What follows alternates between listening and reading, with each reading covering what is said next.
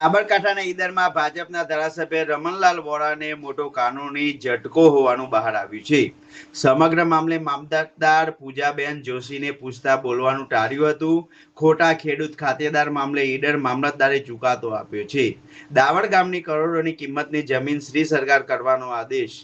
ખેડૂત ખાતેદાર ન હોવા છતાં જમીન ખરીદી હોવાનો મામલતદારનો નિષ્કર્ષ। વોરા અને પરિવાર સામે ચાલતી કાર્યવાહીનો અંત મહત્વપૂર્ણ નિર્ણય। સુનાવણી દરમિયાન ધારાસભ્ય અને પરિવાર સતત ગેરહાજર રહ્યા હોવાનો ઉલ્લેખ।